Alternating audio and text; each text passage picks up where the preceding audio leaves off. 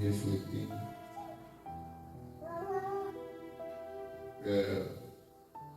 A Bíblia diz que o coração é enganoso. Aí eu fui dar um passeio na memória e me veio um tema interessante, mediante tudo que eu ouvi.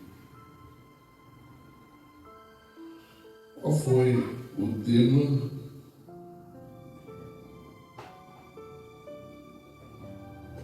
Você vai entender agora. Vivendo uma lealdade enganosa. Mateus capítulo 26, versículo 35.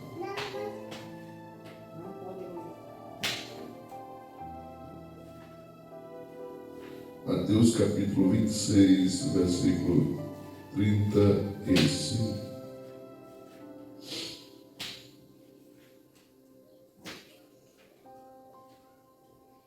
Mateus 26 e 35 diz: Pedro respondeu: Eu nunca vou dizer que não te conheço, mesmo que tenha de morrer com o Senhor e todos os outros discípulos, mesmo que tenha de morrer com o Senhor. Exclamação. E todos os outros discípulos disseram o mesmo.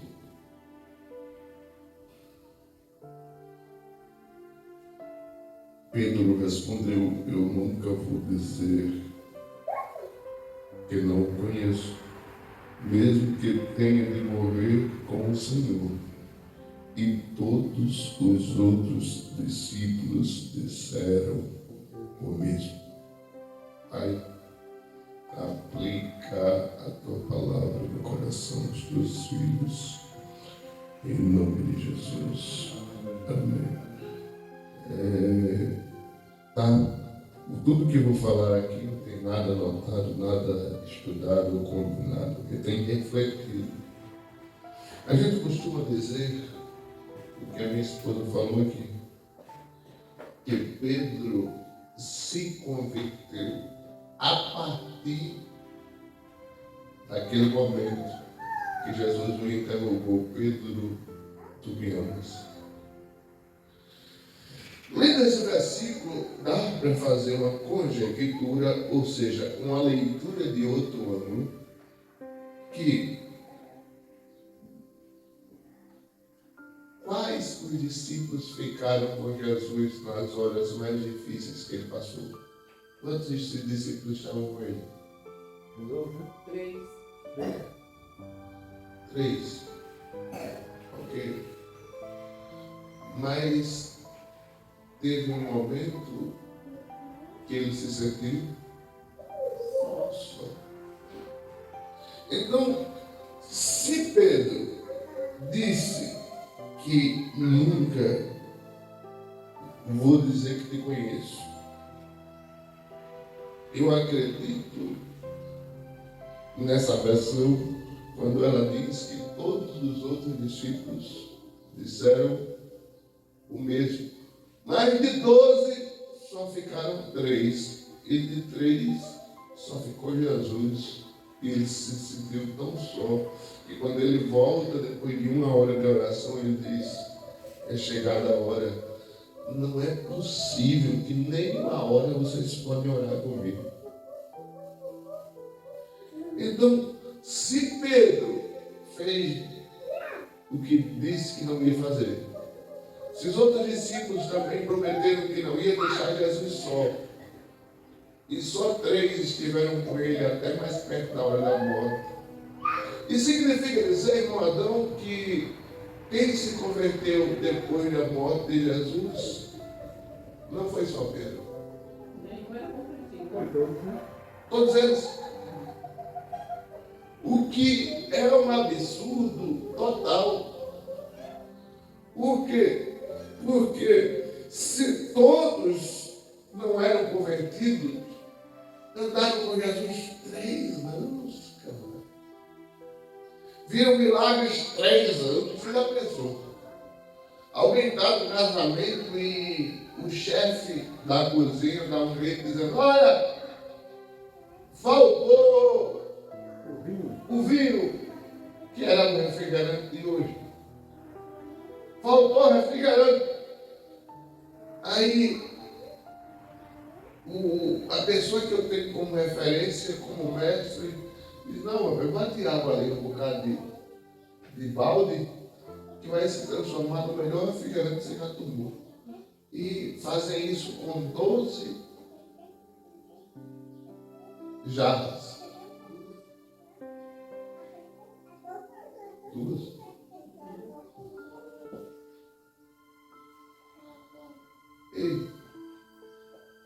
E as jarras se transformaram na água no melhor vinho que eles já beberam.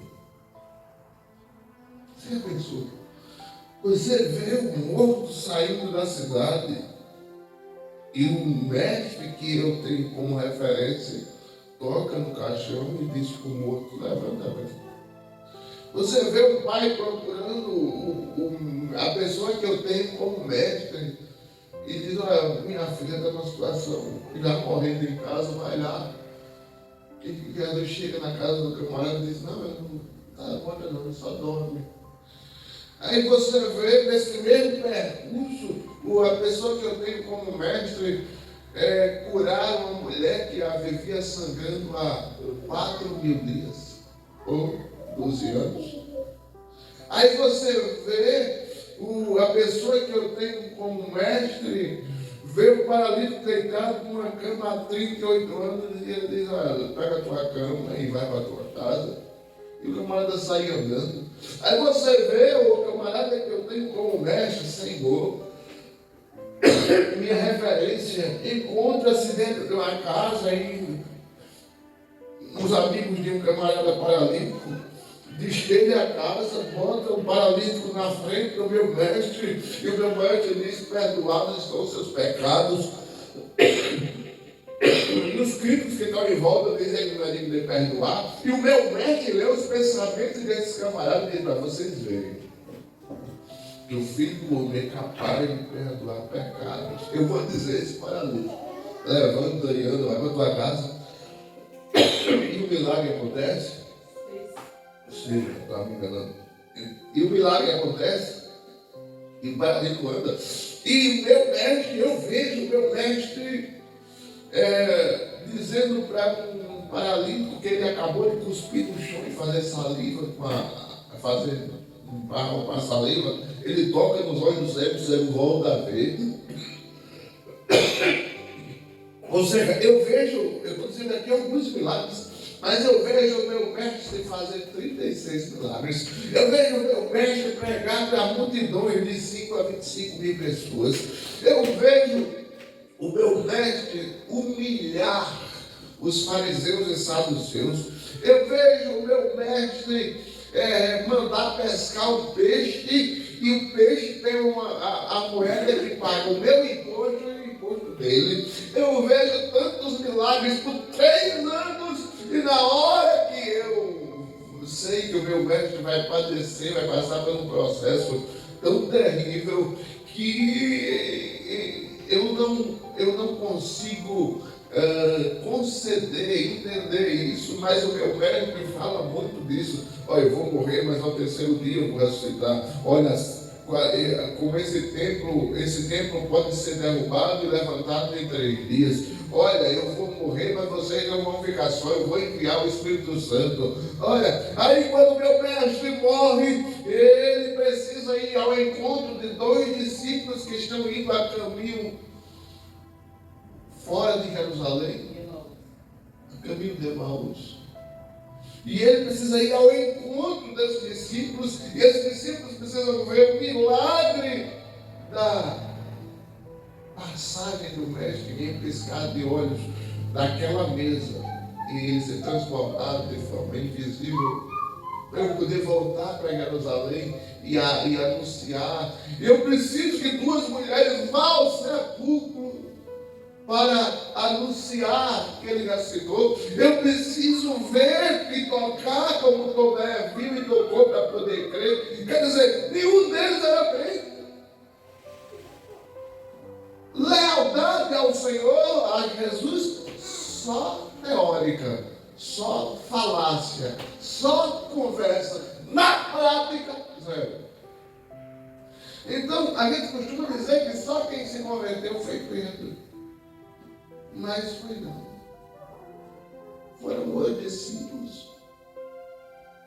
Porque Jesus jamais vai pensar como nós. Mas na linguagem popular do nordestino, uma tremenda e uma pilantragem que os discípulos fizeram com Jesus.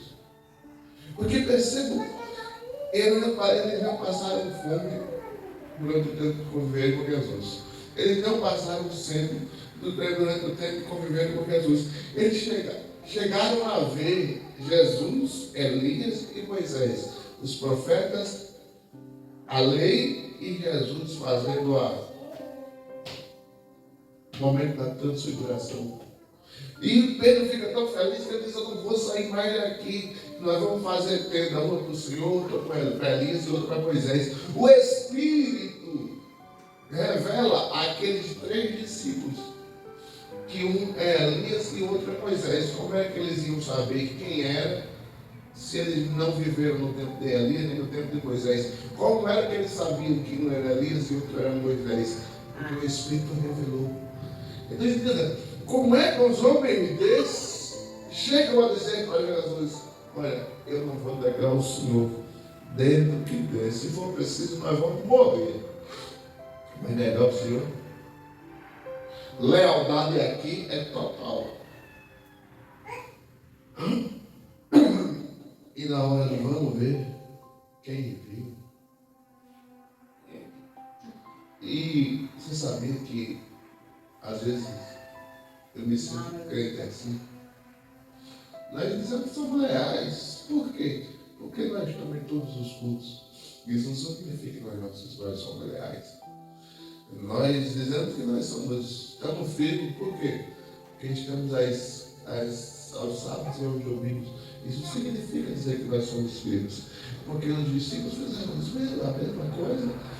Os discípulos viram milagres, os discípulos viram cura, os discípulos viram bênçãos, os discípulos viram coisas que, se acontecessem hoje, eu deduzo que toda a Rosa Luxemburgo via aos pés de Cristo.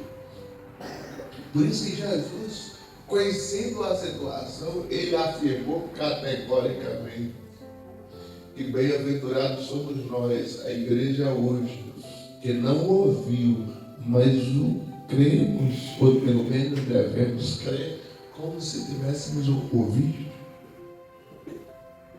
Você não percebe, mas você precisa entender que nós, muitas vezes, não somos leais como achamos que somos. Não somos fiéis como achamos que somos. Mas, pastor, o senhor está dizendo em verdades. É mesmo. Sabe? Quando eu consigo negar Jesus, como Pedro fez. Quando eu escuto um toque em um som de carro passando. Eu me lembro, há 25 anos atrás, e vocês vão se lembrar muito bem que vocês tudinho era noveleiro. Eu não era não.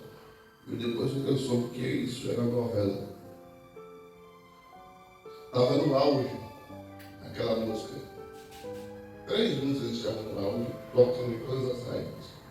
Preta, fala pra mim. Fala que você sente comigo. É, meu irmão?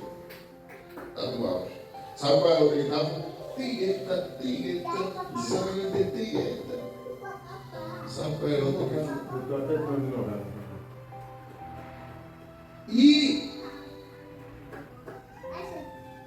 eu só ouvi sabia aqui onde eu chegava. Aí eu chego na igreja para tocar, traio Jesus. Sabe como é que eu traio Jesus? Na hora do ensaio. Aí meteu aqui, mãe. Os meninos olharam para mim assim, o quê? Não. Eu me lembro com o Enoquinho dedo. Eu me lembro com o Enoquinho dedo, eu era criança.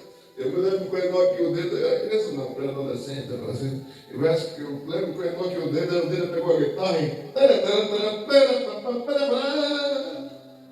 Aí, eu olhei para o dedo assim, o dedo olhou para mim.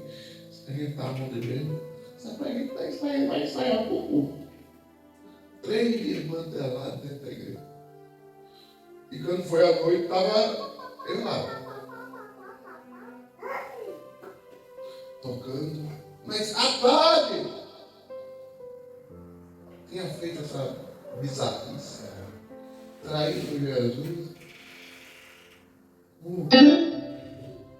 3 notinhas. Imagina. Foi mesmo assim.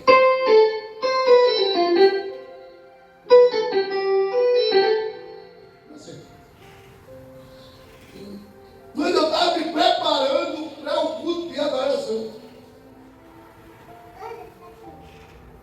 eu traí Jesus. Você trai Jesus, você nem percebe. E às vezes nós achamos que estamos sendo crentes fiéis e chegamos a usar o termo popular, a jurar para Jesus. Ai, Jesus, eu estou disposto até a morrer. É mesmo? É não.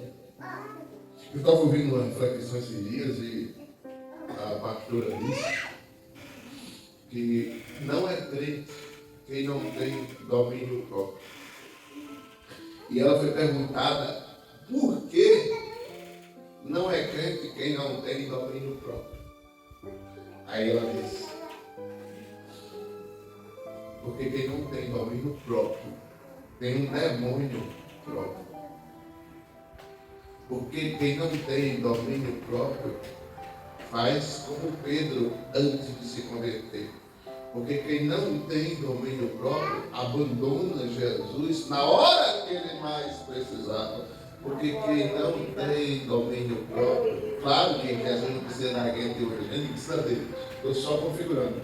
Porque quem não tem domínio próprio jamais passa na mente dele a possibilidade de trair Jesus de alguma maneira, forma ou situação. Eu estava refletindo sobre isso. Lealdade cristã.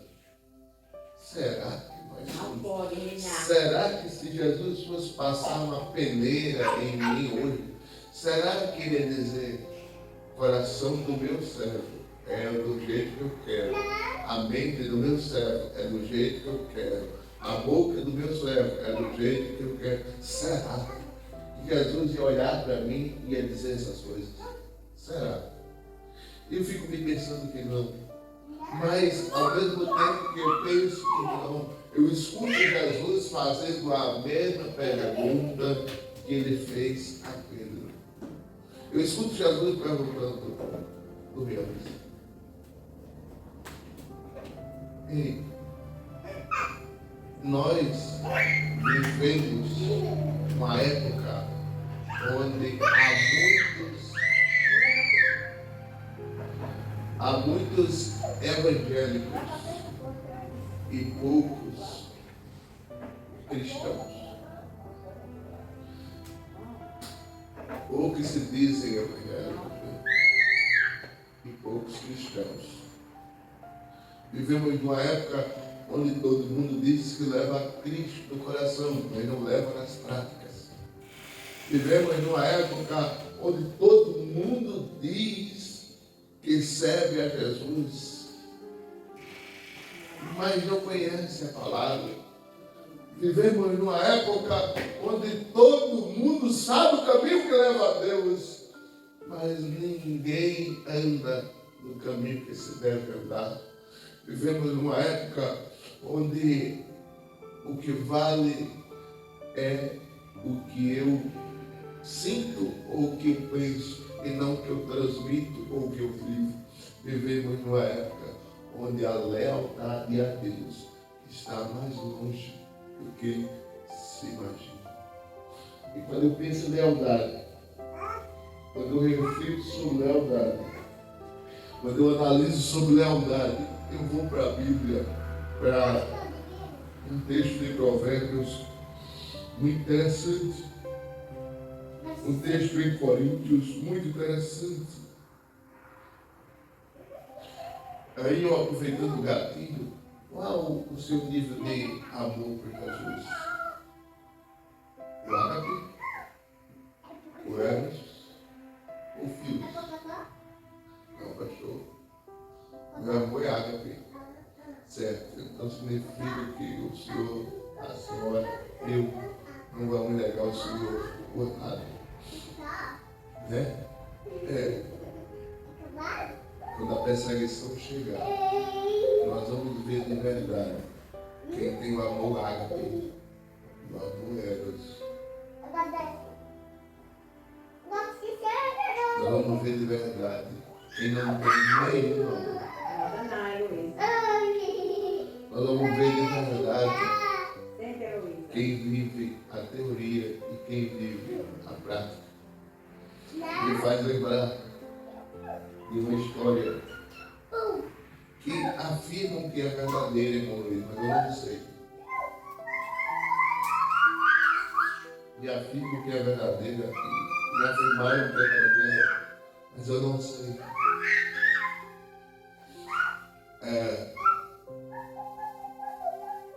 Conta-se a história de um pastor de quarta-feira pregou sobre a volta de Cristo e perguntou: irmãos, quem de vocês estão preparados, fiéis?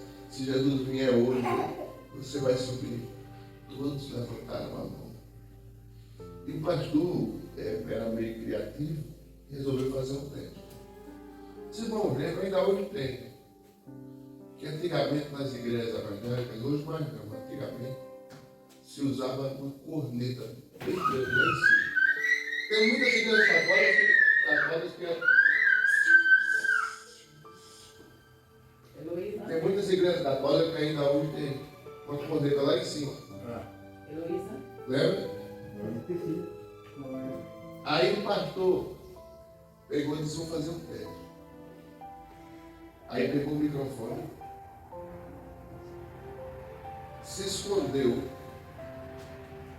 Não tem nada da igreja, lá de cima, ninguém vê ele. Pegou uma corneta. E ele tinha pregado que quando os irmãos ouvissem o toque da trombeta, ele tinha pregado na quarta. Quando os irmãos ouvissem o toque da trombeta, era a volta de Jesus. Ele era músico, ele pegou a corneta, botou o microfone na corneta e mandou o irmão começar o culto. O irmão começou o culto. Quando o irmão ia cantando o terceiro hino da harpa, ele lá do teto da igreja tocou a corneta. Os irmãos que eu ouvi na quarta, que ao ouvir o toque da trombeta, era a volta de Jesus. Quando os irmãos ouviram isso, todo mundo correu de dentro da igreja e foi para a rua. E eles perceberam que ninguém foi arrebatado. Só ficou uma senhorinha no banco. E ele desceu do telhado, muito envergonhado. Os vocês ficaram assustados, de com medo de correr da igreja. Pensaram que ia para o inferno, era a volta de Cristo. E pelo jeito, já que vocês correram da igreja, dá para deduzir que Jesus tinha senhor, ninguém ia. Mas ele olhou lá para dentro, viu a irmã sentada. Ele disse: eu vou dar parabéns para a irmã Maria, porque ela foi a única que não correu. Aí a irmã Maria disse: pastor, eu não corri porque não pude. Olha, e vinha ele estava com a perna nem eu, como é que eu vou correr? Então, entenda bem. Mas todos da quarta-feira tinham dito: se Jesus voltasse naquele dia, eles iriam. Mas o toque da trombeta correu tudo. Mas correu para fora para frente, né? A gente não céu já. quando a Bíblia diz que ele não abriu pescado de óleo, dá tempo de correr, não. Sabe quanto é o tempo de abrir e fechar de óleo, irmão? 3 milésimos de segundo. Não dá tempo para nada. Se eles correram, era porque eles não iam subir. Então perceba bem. Nós temos que falar e viver o que falamos. Eu não vou cansar vocês, eu vou terminar agora. Mas falando sobre lealdade, você vai ver o seguinte. 1 Coríntios capítulo 16, 13 e 14. Estejam alertas, fiquem firmes na fé, sejam corajosos, sejam fortes, que tudo que vocês forem fazer será feito com amor.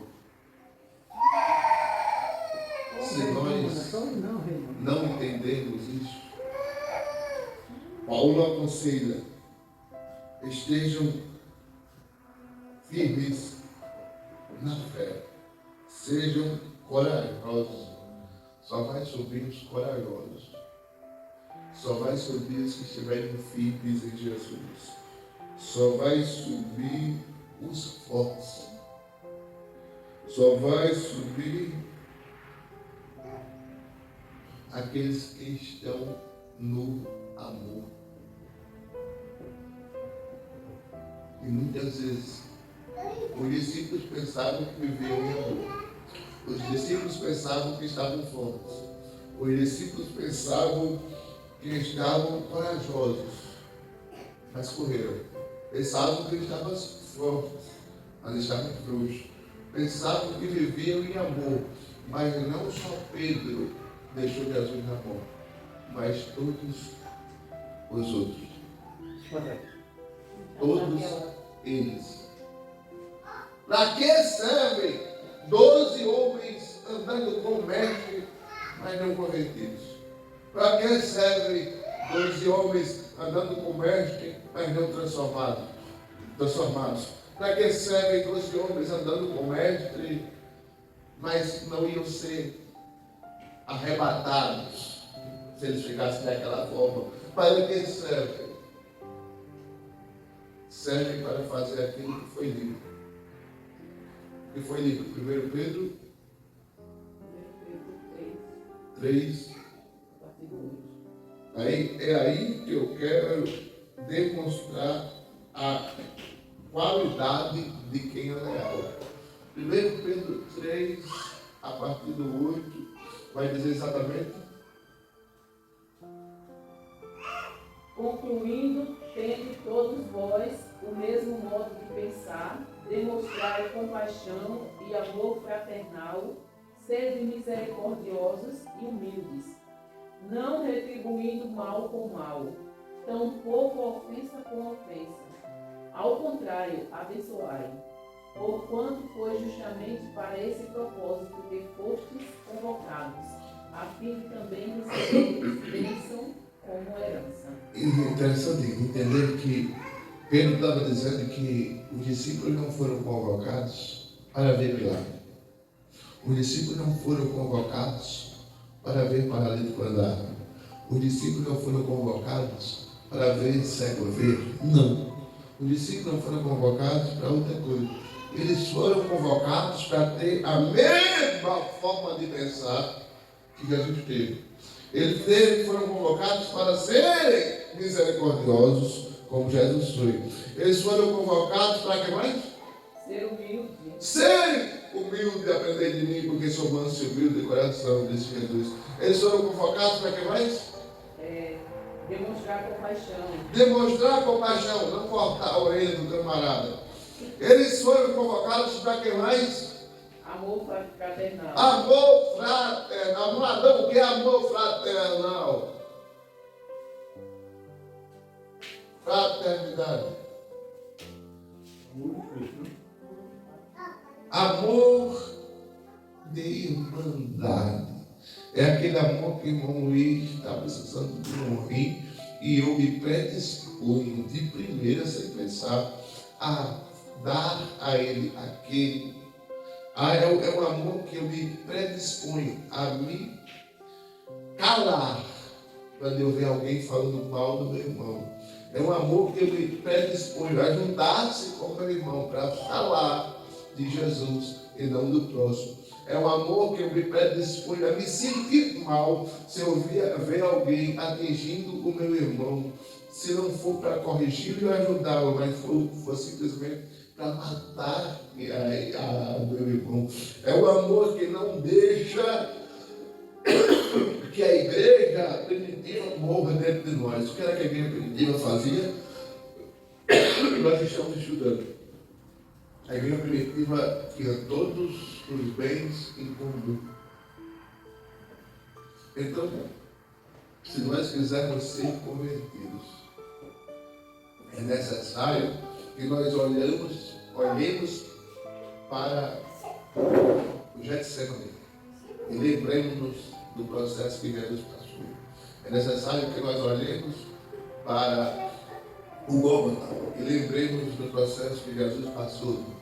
É necessário que nós olhemos para o Monte Caveira e lembremos do processo que Jesus passou. É necessário que nos arrependamos como Pedro e choremos madrugadas e madrugadas para poder ter um encontro com Jesus e quando Ele perguntar, Pedro, tu me amas? Nós afirmarmos com certeza, tu sabes, Senhor, então vai lá e faz a minha obra, vai lá e apacenta as minhas ovelhas, vai lá e faz a missão que eu te dei, vai lá e opera milagres, vai lá e prega o meu evangelho, vai lá e leva o meu nome para aqueles que não me conhecem, vai lá e se tu tivesse se misturar com aquela turma que serve a Satanás, que seja para se misturar, para arrancar um deles de lá e trazer para os caminhos de Cristo, vai lá e leva a minha mensagem.